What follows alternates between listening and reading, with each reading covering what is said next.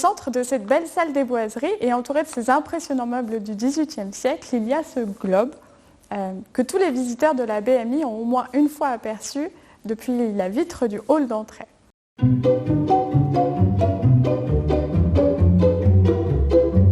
Et ce globe, il a été achevé en 1826 par Étienne Forfillier, qui était alors principal communal de Mirecourt, et après 5 années de travail. En 1828, la communauté d'Épinal a décidé de racheter ce globe pour en faire un outil éducatif et pédagogique qui permet notamment d'apprendre et d'enseigner la géographie. Il s'agit d'un objet de taille relativement importante puisque sa circonférence est de environ 2,60 m. Et le support à 4 pieds en bois, lui, mesure 92 cm de haut. Et les 4 pieds sont reliés par une entrecroise en forme de X qui est placée plutôt en bas.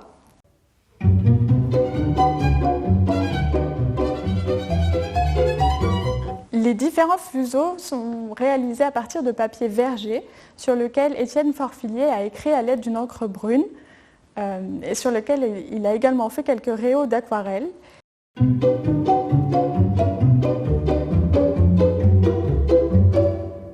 L'auteur a inclus les dernières découvertes faites en 1823, découvertes faites par le capitaine Weddell, qui est, après James Cook, l'explorateur à être allé le plus au sud.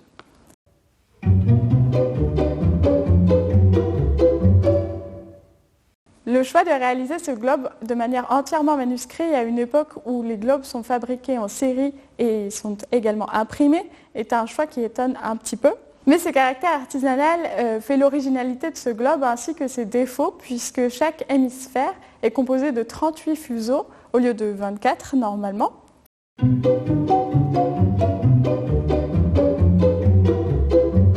Étienne Forfillier a collé directement le papier au bois de la boule, ce qui fait qu'on ne peut pas les enlever, alors que pour les autres globes imprimés et fabriqués en série, il est assez aisé de retirer le fuseau obsolète et de le remplacer par un nouveau fuseau qui comporterait des nouvelles découvertes. Et les nouvelles découvertes du XIXe siècle, c'est assez fréquent.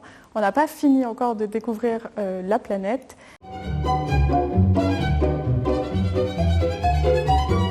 Aujourd'hui, la lisibilité du globe est fortement altérée en raison d'une longue exposition à la lumière, ce qui rend l'hémisphère nord beaucoup plus illisible que l'hémisphère sud qui a été, lui, plus dans l'obscurité et donc protégé.